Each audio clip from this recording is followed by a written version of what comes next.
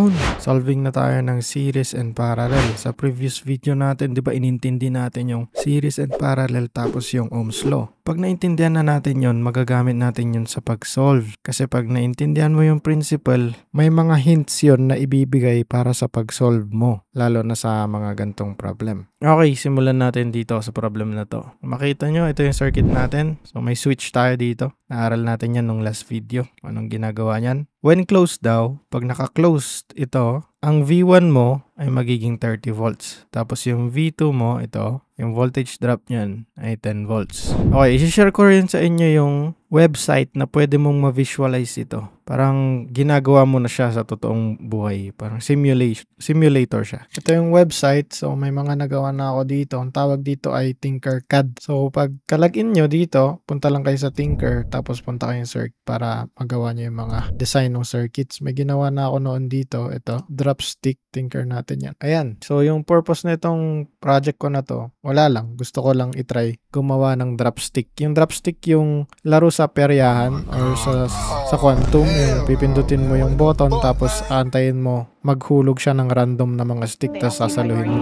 Yung pang-test ng mga mabibilis ang reflexes. So, bale, dito yung code niya. Arduino kasi itong ginamit ko. So, dito yung code niya. Lalagay mo dyan. Tapos, i-start mo yung simulation. Pagkatapos mo gawin yung circuit. Ayan, sasabihin niya hook sticks. Nasa program yan. Tapos, pag pindot mo dito sa button na ito, mag-countdown siya. 3, 2, 1. Tapos, magra-random na hulog na siya dito sa mga servo. Okay, ganyan. Madaling application niya. So, punta natin yung circuit natin. So, dito kayo pipili ng mga components. May battery dito, power supply, kahit ano dyan. Search nyo lang, meron ding iba dito, Arduino, microbit, circuit assembler, tapos i-all mo para makita mo lahat ng components. Pwede rin. So, parang ganito yung circuit natin kanina. Pang visualize lang to. So, wala akong makahanap na simpleng switch lang. Kaya nalagayan ko na lang ng button. Pag pinindot mo, syempre close. Pag binitawan mo, syempre open. Ganon. Tapos, pwede kayo mag-search dito ng, ayun multimeter para makita nyo yung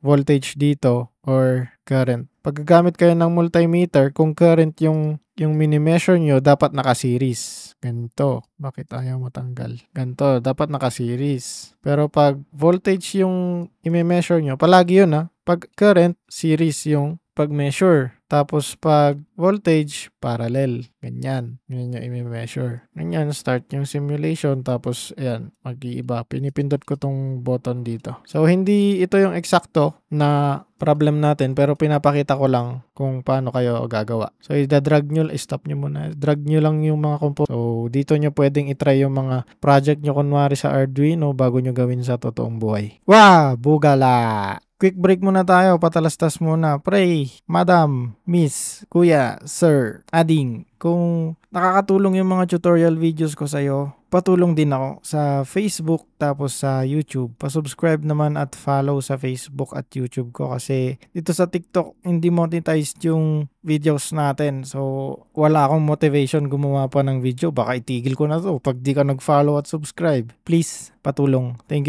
you. Back to the video. Okay, balik tayo dito sa problem. So, di ba? Mas magandang visualize natin para maintindihan natin. Resistor, may switch, tapos yung battery. Okay, sabi niya when close 30 volts tapos 10 volts. So, i-close natin. Wag na natin burahin. Pagdikitin na lang natin para parang naka-close na rin. Close, pang.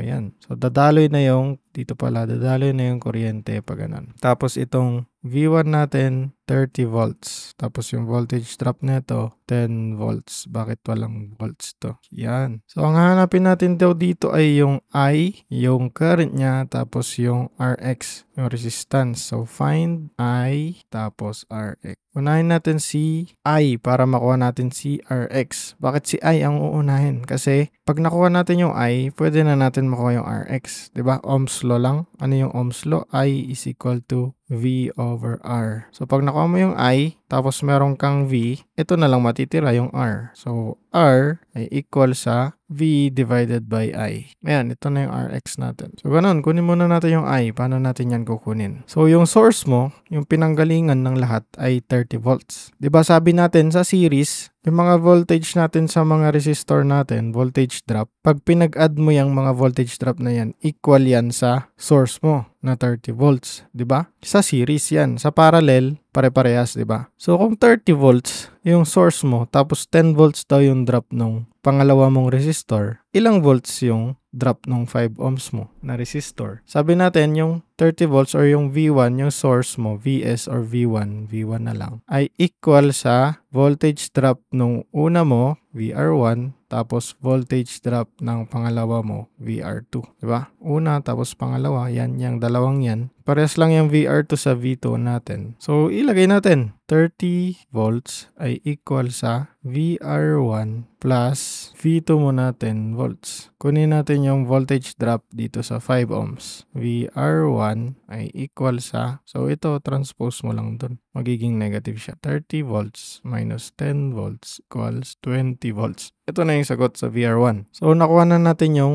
voltage drop dito. Yung voltage drop niyan ay 20 volts. Ngayon, ano pang pwede nating makuha? Pwede na natin makuha si I1. Kasi ano bang dumadaloy na current dito? Diba I1? Sa series, parehas lang yung dumadaloy na current dito sa buong to. Sa series ha. Sa parallel, diba nahahati-hati sila kasi mag-iiba ng daanan yung current. May choice siya. Dito wala. Isa lang talaga yung daanan niya. So, dadaanan niya to. Dadaanan niya rin to. So, I din to. I din yan. So, hanapin natin yung I gamit ito. Meron ka ng resistance, meron ka bang voltage. So, Ohm's law na lang ulit yan, di ba? So, nagagamit natin yung series and parallel na naaral natin, pati yung Ohm's law. Ito lang yung gagamitin natin. I ay equal sa yung voltage drop nito, which is 20 volts. Tapos, divide mo sa resistance niya na 5 ohms. Equal yan sa 4 amperes. Ito na yung sagot sa I. So, sabi natin, yung I, yung current, pare-parehas lang sa lahat. So, kung nakuha mo yung I dito, makukuha mo din yung I dito, which is 4 amperes din, diba? So, meron ka ng current, meron ka pang voltage, ang naiiwan na lang ay yung Rx. Kunin natin yung Rx. Rx ay equal sa yung voltage drop niya na 10 volts divided by, so ito lang yun, no? Voltage over current, Ohm's law lang, divided by 4 amperes. So, ilabas mo yung calculus mo, sabayan mo ako.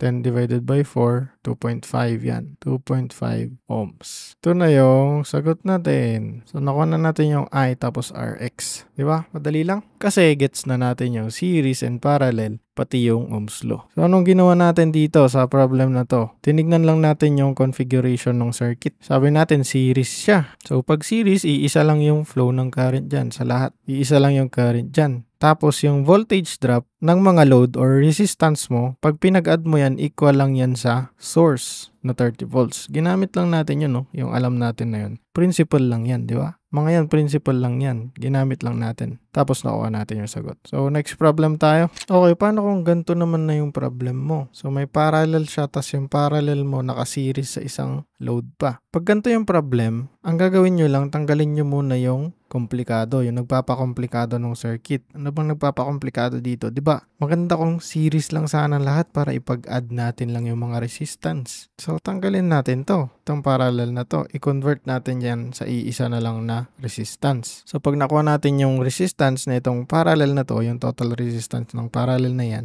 nakaseries na yan. So, wala na to, wala na to. Ito naka-series na lang na ganyan. So, itong buong circuit na lang yan. Tapos, ipag-add mo yung resistance na ito sa resistance na ito kasi series. Makukuha mo na yung total na resistance. Siyempre, pati yung total na current kasi pinag-isa mo na lang eh. Iisa na lang yung load mo nun pag pinag-add mo itong dalawa to. Pag pinag-add mo tong dalawang to, isa na lang yung resistance. So, makukuha mo yung total. Pag nakuha mo na yung total na current, edi makukuha mo na rin yung voltage drop dito, di ba? Kasi yung current na IT yung dumadaloy dito sa resistance na to eh. Tapos IT rin yung dumadaloy sa resistance na to, so makukuha mo yung voltage drop netong resistance na to. Yung voltage drop ng resistance na to, yun yung voltage drop netong dalawang to. Parehas sila. Bakit? Kasi parallel. Ayun, so ang makikita natin dito, yung V2 tapos yung V3, parehas lang yung voltage niyan. Okay, solve na natin. Una, 'di ba, i-parallel natin 'to. So sabihin natin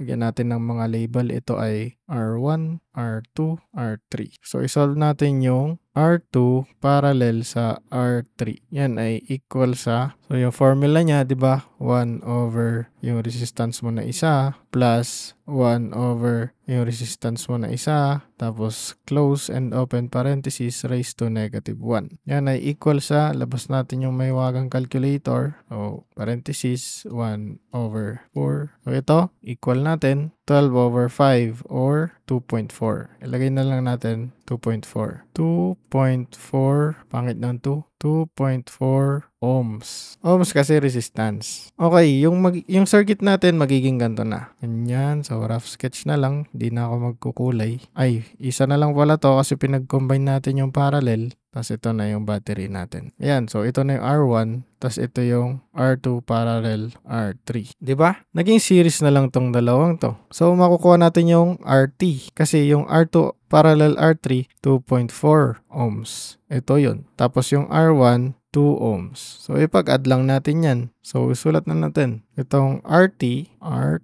equal yan sa 2 ohms plus 2.4 ohms. So, pag-add lang natin, di na kailangan ng calculator, 4.4 ohms. Ito na yung RT natin. RT. So, mag-iba ulit. Ganito na yung circuit natin. Isa na lang, RT na lang. Kasi pinag-add na natin tong R1 tapos yung parallel. So, ang RT mo ay equal sa 4.4 ohms. Kung nakuha mo na yung RT, edi makukuha mo na rin yung IT. Ayan. Ito, 25 volts, 25 volts. Kunin na natin yung IT. Anong gagamitin? Ohms law lang. So, itong IT ay equal sa, kung hindi mo pa kabisado yung Ohms law, edi mag-triangle ka, di ba? V, tapos I, R. Kukunin mo yung IT. Takpan mo ito. Edi V over R. So, voltage mo ay 25 volts. Lagay natin VT over RT. 25 volts divided by, ito yon yung source natin. Yan yung total voltage ng circuit. Tapos, 4.4 ohms. Ano yung sagot dyan? Equal yan sa 5.68 or isulat na lang natin itong buo para walang bawas sa decimal. 125 divided by 2.2. 125, 2.2. Ay, 22 pala. Amperes. Yan na yung sagot natin. Next naman yung V1. Paano natin kukunin yung V1? Ito yung R1. So, ang kukunin natin ay yung voltage drop dito. Parehas lang sa voltage drop dito. Dito na lang. V1. Parehas lang kung kinuha nyo dito. Pero dito na lang kasi mas malinis na. Mas malinaw na. Ito yung IT natin, di ba? IT rin naman yung gumagalaw dito. Kasi series pa rin yan. Ito pa rin yun eh. Parehas lang ito. Tsaka yung sum nito. Yan. So, IT pa rin yung gumagalaw dyan. Pwede natin makuha ulit yung V1 gamit yung Ohm's law. Kasi yung current dito, yung current na dumadaloy dito sa circuit na to ay IT rin. So, may IT ka. Nakuha na natin yan. Ito yun. Tapos, may resistance ka na rin sa R1 mo. Diba? Paano ba kasi kunin yung V1? Diba? V1 ay equal sa, so takpan mo yung V, edi I times R. Yung current mo na IT times yung R1 mo. Kasi doon mo kinukuha yung voltage drop na yun. So, doon lang sa resistance na yun ang gagamitin mo. Yan ay equal sa 125 divided by 22 amperes multiplied by R1 mo na 2 ohms. 2 ohm. Equal yan sa, so itong sagot, multiply lang natin ng 2. Yan. 125 over 11 or 11.36. 125 over 11 volts. Ito na yung sagot dyan. Tapos, kukunin naman natin yung voltage drop neto. Tapos, ito, which is parehas. Kasi, parallel sila. So, kung parehas yan, ibig sabihin isa lang yung voltage niyan. Kunin na lang natin yung parallel nito. Tapos pag nakuha natin, kunin natin yung voltage. Diba ito na yung parallel niyan? Tignan natin yung current na dumadaloy dyan. Ano? IT. Parehas dito kasi nga series. So, yung dumadaloy dito IT, dumadaloy dito IT rin. So, nakuha na natin kaagad kung ano yung voltage dito. Kasi ohms law lang ulit. May resistance na tayo, may current din. Ganun ulit. So V2 is equal to V3 din ay equal sa, so takpan mo yung V, I times R. Yung IT mo, IT multiplied by R2 parallel R3. Yan ay equal sa 125 over 22 amperes multiplied by yung parallel na 2.4 ohms. Equal yan sa, so ito yun, yung current mo times yung resistance na parallel, equal yan sa 150 over 11 or 13.63. 150 over 11. Ang unit niyan ay volts. Ito na yung V3 at V2 natin. So, nakuha na natin tong lahat. Di ba? Ang ginamit natin, Ohm's law at series parallel lang. Okay, next problem. Ito naman. So, mahaba na. Mahabang parallel circuit. Ang mission natin, ang problema, gusto nating malaman yung current dito. So, paano natin gagawin yan?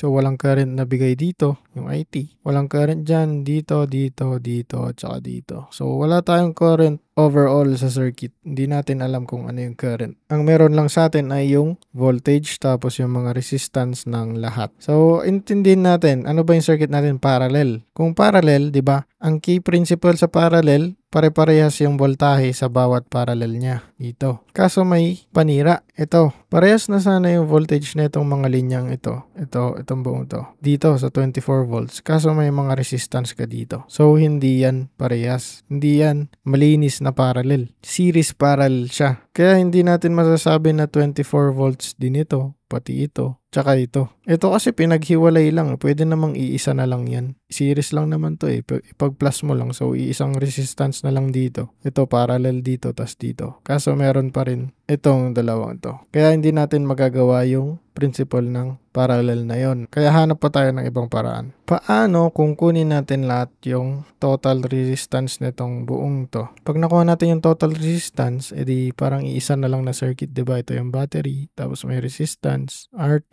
ito yung 24 volts. Makukuha natin yung IT. Pag nakuha na natin yung IT, alam natin na IT yung dumadaloy dito, yung total current. Tapos mag-i-split dito at saka dito, di ba? Pero makukuha natin yung voltage drop nung parallel nitong lahat. Papakita ko na lang. So, step by step natin gawin para madali. So, paliitan muna natin to kasi madami tayo ito drawing. So, medyo liitan lang natin yung drawing natin. Simplify na natin to. Isang resistance na lang yan. Series yan eh. 1.6 ohm, 1.5 ohm. So, kinapi ko lang itong mga to. Ito, ipag-plus na natin. Diba? Huwag na natin isulat kasi 3 plus 2 lang naman yan. 5 ohms. 5 ohms na yan. Tapos ito, 24 volts. Ngayon, isimplify pa natin. Ito ay nakaparallel dito. So, isolve natin yung parallel niyan. Sabi natin ito ay RA na. RA. Ito, R4 pa rin. So, dito na lang natin tignan. R4 parallel sa RA. R4 parallel sa RA equal sa 1 over 5 plus 1 over 5. So, may shortcut din na formula dito pero ito na lang gamitin natin. So, makukuha ng sagot ay 2.5. Sulat natin yan.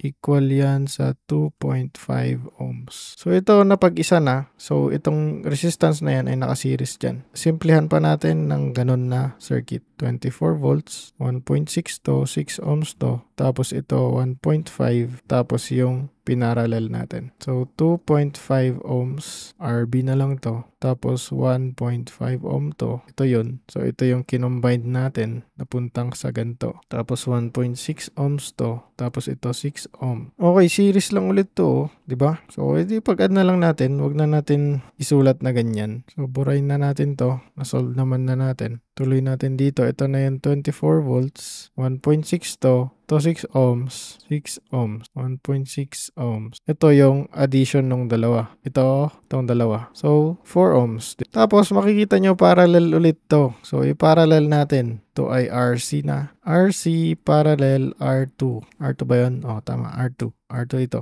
Equal yan sa 1 over 6 plus 1 over 4 raised to negative 1. Palitan na lang natin to. 4 plus 6. 12 over 5 or 2.4. Yung RC natin, parallel R2 ay 2.4 ohms. Drawing ulit para hindi kayo malito. 1.6 to. Ito yung parallel na dalawa. 24 volts, 1.6 ohms, 2.4 ohms. Diba? Ganun lang ginagawa natin. Pinapasimple natin yung circuit. Ngayon, series na to, edi pag-add natin. 24 volts. Yan na yung RT. RT mo ay 4 ohms din. Sulat natin dito, 4 ohms. So, ito na yung pinakasimpleng circuit. Pwede na natin makuha yung IT. IT. Anong gagamitin? Ohm's law. Yung Ohm's law natin dito, IT, ay equal sa VT over RT. Equal yan sa 24 volts. Ito yun, divided by RT, 4 ohms. Equal yan sa 6 amperes. Ito pa lang yung nakuha natin Yan, yung IT. Yung dumadaloy dito. So, saan pa yan dumadaloy? Yung IT, di ba dito? IT rin yan. Saan pa? Dito, IT ulit yan. IT rin to, IT din to. IT yan lahat. Dito, hindi na IT Hindi na IT yung nandyan kasi mag-i-split na dito. Mababawasan na yung IT. Dito hindi kasi wala siyang pag-splitan. Dito lang siya. Ikot lang. Ngayon, ang kailangan natin kunin ay itong I. Yung I na yan, dumadaloy dito sa 2 ohms tapos sa 3 ohms. Parehas lang dito, di ba? Pinagsama lang natin tong dalawang to. Series kasi yan. Kung series, parehas yung dumadaloy na current dyan. So, parehas din dito. I din yan. Sulat natin. Ito ay I din. Paano natin makukuha yung I? Ano ba yung parallel nito? Pag nakuha natin yung voltage drop dito sa parallel na to, ito yung voltage drop na yun. Ito, which is parehas din lang dito kasi parallel nga sila. Ito yun, di ba? Yung parallel na itong dalawa. Itong 2.5 na yung RB. Yung pinarallel natin kanina na 1 over 5 plus 1 over 5 raised to negative 1. Ibig sabihin, kung nakuha natin yung voltage drop dito sa 2.5 na yan, makukuha din natin yung voltage drop dito sa 5 ohm na to, pati dito sa 5 ohm na to. Kasi itong parallel na ito ay ito mismo. So, parehas yung voltage drop dito,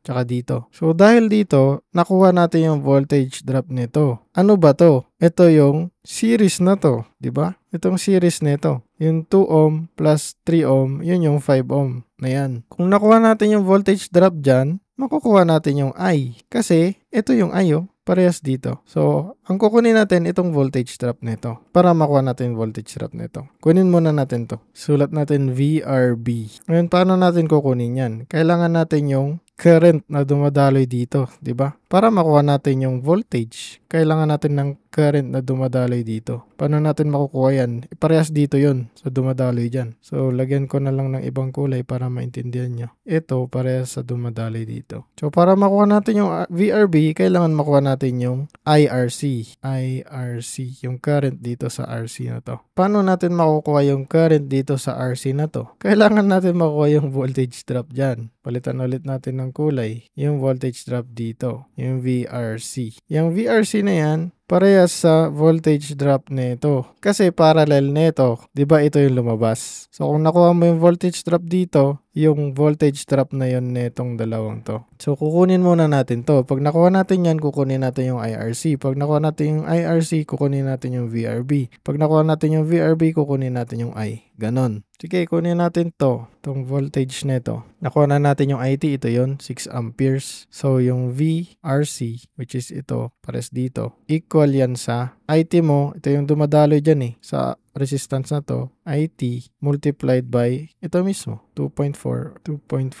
ohms.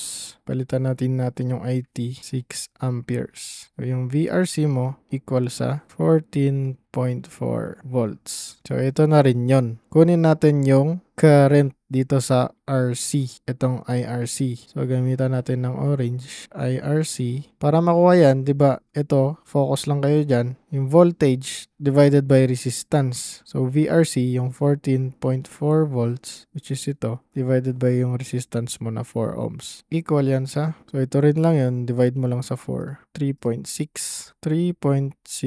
amperes. Ito yon yung dumadaloy dyan. Ngayon, kunin na natin si VRB. VRB ay equal sa, so IRC din ito, di ba? IRC. So, IRC ulit, 3.6 amperes multiplied by 2.5 ohms. Yan ay equal sa 9 volts. 9 volts. So, buray na natin to. Kunin na natin si I. Kasi ito, VRB yan. VRB to. Pati ito, VRB din. VRB. Kasi ito yon. Yung parallel nito dito ay ito. So, I ay equal sa voltage over resistance ulit. So, yung VRB mo na 9 volts divided by yung resistance mo na 5 ohms. 9 divided by 5, 1.8 amperes. 1.8 amperes. Yan na yung final answer. O, diba? Parang mahaba, pero hindi naman. Madali lang siya. Pabaliktad mo lang ulit gagawin. Pagkatapos mo i-forward yung solution mo, babalik ka ulit. Next, ito naman. So, mukha lang komplikado yan, pero madali lang yan i-solve. So, tignan muna natin, i-observe muna natin. Diba meron tayong parallel dito, parallel ulit dito, tapos yung parallel na to, naka-series sa parallel nito. Tapos series din sa resistor na to. So, anong gagawin natin, diba? Gawin nating simple. Ito yung nagkokomplika, tong dalawang to. So, gawin natin tong simple, pati ito. Para isang resistor na lang to, nakakonect dito, isang resistor na lang din. So, anong magiging itsura niya? Ganito. Ito yung 4 ohms, ito yung parallel sa gitna, ito yung parallel sa dulo, tapos ito na yung battery. Ganyan. So, 4 ohms to. Sabihin natin RB na lang to. Tapos ito RA. So, dito, focus muna tayo dito. So, ang kukunin pala natin, sulat natin find V1, V2, V3, I1, I2, hanggang sa RT. So, lahat ito. Lahat ng nawawala. Okay, kunin muna natin yung ito para makuha natin yung RA. Tapos, ito para makuha natin yung RB. Tapos, series natin to, makuha na natin yung RT. Pag nakuha natin yung RT, syempre, makuha na natin yung I1. Kasi yung I1 din lang yung dumadaloy dito eh. So, RA. RA ay equal sa parallel niyan. 1 over 2 ohms plus 1 over 3 ohms. Ito yun. 3 ohms, 2 ohms. So, dapat sinusundan nyo ako Nagko-compute din kayo para parang kayo na din nagsosolve. Mas lalo kayong gagaling pag ganun. Sinasabayan nyo yung nagsosolve. 1.2 ohms. So, itong RA natin, 1.2 ohms. Burayin na natin. Kunin naman natin yung RB. RB ay equal sa 1 over 2 ohms, 1 over 3 ohms, 1 over 6 ohms. Yan lahat ay raised to negative 1. So, dagdagan lang natin to. Plus 1 over 6 ohms. 1. Kupal. So, ito ay 1 ohm. Burayin na natin to. Nakuha na natin yung RT. Itong RT ay equal sa 4 ohms plus 1 ohm plus 1.2 ohm. Yung RT equal sa 6.2 ohms. So, yung circuit natin, ganito na. Ganyan, isang resistor, isang battery. Ito yung 31 volts. 31 volt to. 31 volts. Ayan. So, yung dumadaloy dito, IT. Daloy dyan. I1 pala, I1. I1. Dumadaloy dito, I1 din. So, kunin na natin yung I1. Ano ba ito? 6.2 ohms. Diba? Ohms law lang yan. I1 ay equal sa 31 volts divided by 6.2 ohms. 31 divided by 6.2. 5 amperes. 5 amperes. So, bilugan ay i-box natin yung mga sagot natin. Kuha na natin to. Kuha na natin ito. Kunin din now natin yung V1. Paano yan kunin? Madali lang. Ito yun, no? Yung V1. Nandito. Anong dumadaloy dito sa 4 ohms na to? Na current. Yung I1. Kasi series yan eh. Series to. Ito lang yun. Ito. Simplified na ito ay itong 6.2. So, yun din yung dumadaloy na current dyan. Kunin natin yung V1. Sulat ko na lang I1 times R1. 5 amperes times 4 ohms. V1 ay equal sa 20 volts. Ngayon, kukunin naman natin si V2.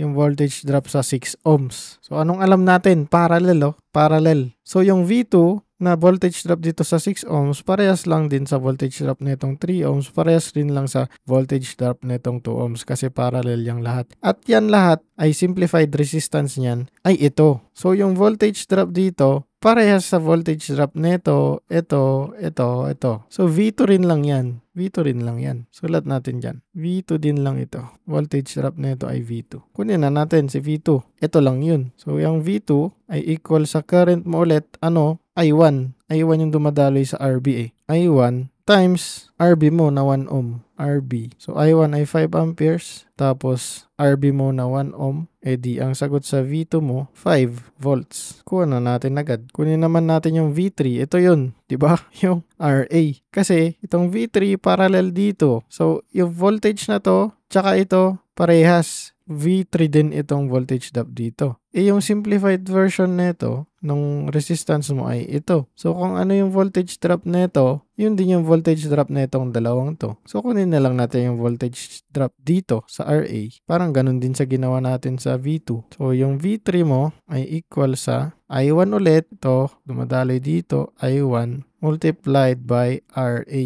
So V3 ay equal sa 5 ohms, ay 5 amperes multiplied by 1.2 ohms na RA. V3 ay equal sa 6 volts. Yan na yung sagot dyan. I-box na natin. Bilugan na natin to. Kunin na natin yung I2, I3, I4, I5, I6. Madali lang din yan. Saan yung I2? Ito. Yan na yung voltage drop dito. Makukuha na natin agad, di ba? Kasi meron na tayong voltage drop dito. Sa lahat nito actually. Kasi V2 rin lang yan. So kunin mo lang yung V2. Ito yung V2 natin. So yung I2 mo ay equal sa V2 5 volts multiplied sa, sulat ko pala, V2 multiplied sa 2 ohms. Ay hindi, divided by 2 ohms pala or R2. Ito yung R2. R1, R2, R3, R4, R5, R6. Yan equal sa 5 volts divided by 2 ohms. 2.5 amperes. Yan na yung sagot dyan. I2. I3. Ganon din. Ano yung nasa I3? Yung V2 din lang. So, V2 divided by R3 equals 5 volts divided by 3 ohms. 1.67 amperes. Tapos, I4. Yung I4 mo asan? Nandun din. So, V2 divided by 6 ohms or R4. 5 volts divided by 6 ohms equal yan sa 0.83 amperes. Tapos, I5 at I6, ganun din. Kayo nang gumawa dyan. Kayang-kaya nyo na yan. Kunin nyo lang yung V3. Saan ba yung V3 natin? Ito. Tapos, gamitin nyo yung resistance nila. Makukuha nyo na yung I5 tapos I6. Ganun lang. So, lahat yung problem natin, lahat to, ginawa natin gamit lang ang Ohm's Law tapos series parallel. Kung nakatulong itong video na ito sa inyo, patulong din ako sa YouTube at saka sa Facebook ko. Pasubscribe naman tapos follow. Pares lang sa name, Dalubaral Academy. Thank you very much. Bye-bye.